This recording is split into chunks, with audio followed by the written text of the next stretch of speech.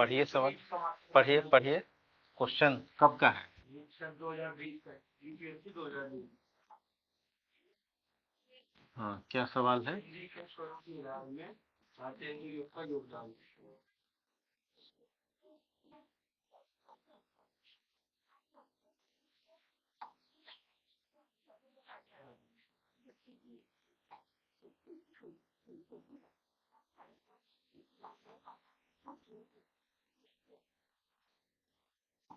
देखिए क्या, भारतेंदु युग का क्या मतलब है? भारतेंदु युग का मतलब है 1850 से। योगदान का मतलब है प्रदीप, यानी क्या दिया, क्या दिया, यानी इससे पॉजिटिव बातें क्या हुई, यही बात है योगदान। किसमें? हिंदी के। किसके लिए? स्वरूप निर्धारण, यही प्रश्न कर रहा है। ये प्रश्न है सिविल सेवा 2020, हिंदी के स्वरूप निर्धारण में।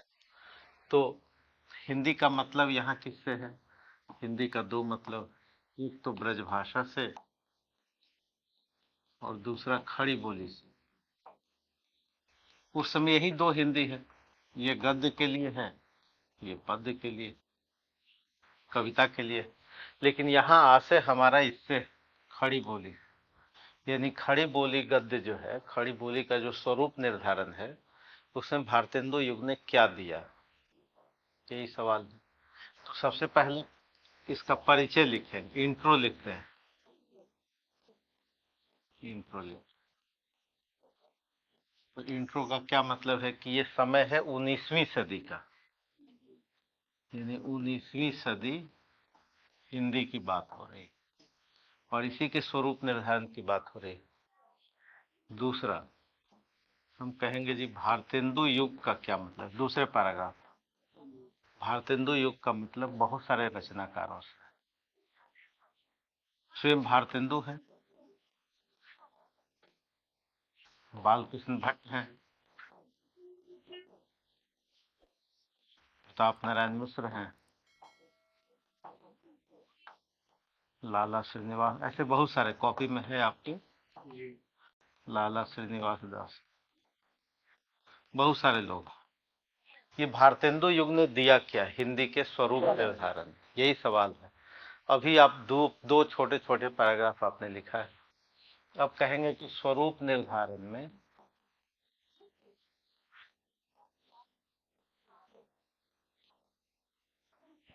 स्वरूप निर्धारण में इन्होंने क्या किया कि भाई जो उर्दू बहुल शैली थी और प्लस तत्समी शैली,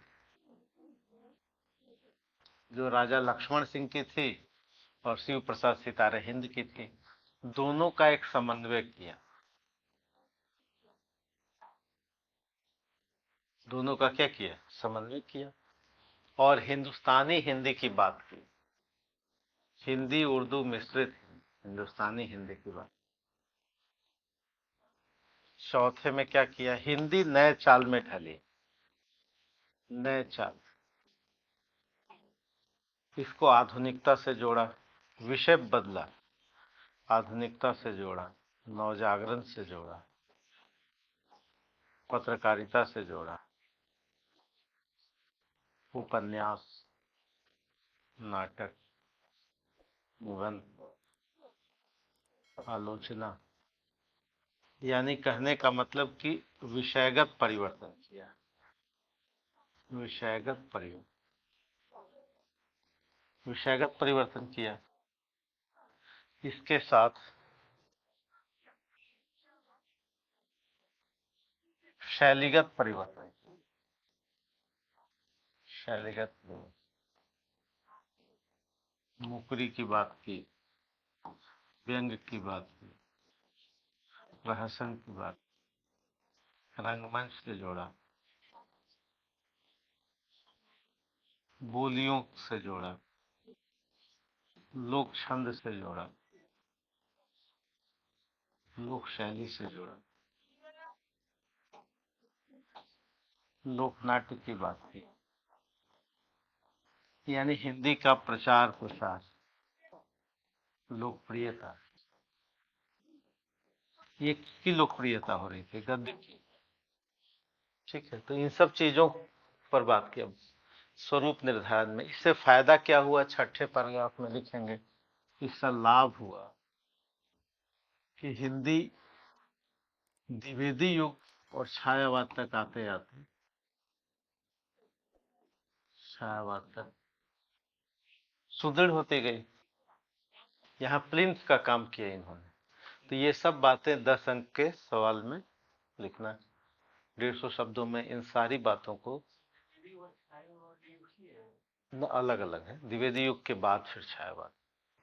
द्विवेदी युग है 1900 से 1918, छायावाद है, द्विवेदी युग है 1900 से 1918, छायावाद है 1918।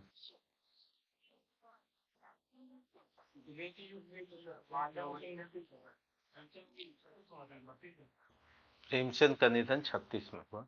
नहीं, ये तो कविता का है, प्रेमचंद तो उपन्यास लिख रहे थे। हाँ, एक आध कविता कोई लिख दे तो अलग बात, लेकिन जिसके लिए जैसे सचिन तेंदुलकर एक आध दिन गीत गा ले, लेकिन गीतकार थोड़े कहेंगे उनको।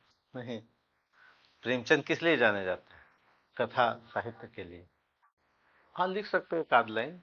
स्टार्टिंग में सर जैसे स्वरूप ने धारण लिखा तो उसमें स्टार्टिंग लाइन में नहीं, आप युग के समय पे हिंदू का स्वरूप गद्य के रूप में ये था और पति के रूप में ये था,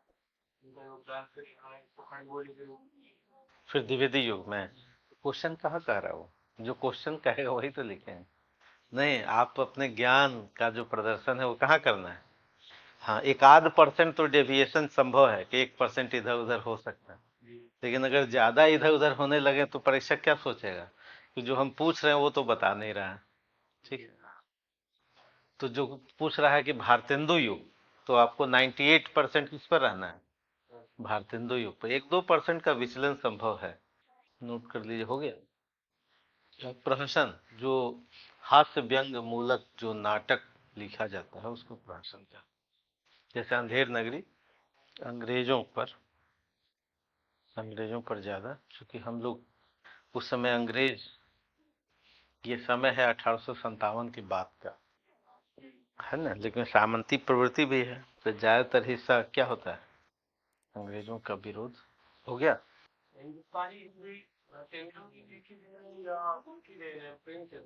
हिंदुस्तानी हिंदी कोई आविष्कार तो है नहीं, जैसे कहेंगे कि भाई बल्ब का आविष्कार एडिसन ने किया, तो हिंदुस्तानी हिंदी तो किसी का आविष्कार नहीं, एक ग्रेजुअल प्रोसेस, समझ में आई बात। तो इसीलिए भाषा के निर्माण में किसी एक आदमी का क्रेडिट, एक दिन में भाषा बनती नहीं, तो इसीलिए एक ग्रेजुअल डेवलपमेंट है 19वीं से 20वीं सदी तक। और आज भी जो लोग हिंदी उर्दू में बात कर रहे हैं, चाहे हम आप सब इसका क्रेडिट ले सकते हैं। तो ये इसकी शुरुआत कहाँ से हो गई, 19वीं सदी।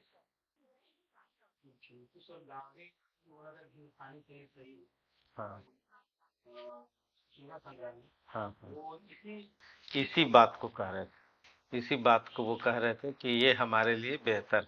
क्यों बेहतर है, क्योंकि इससे सोसाइटी में एकता रहती है।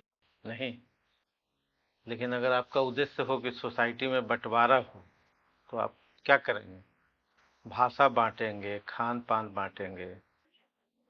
नहीं, बांटेंगे कि नहीं।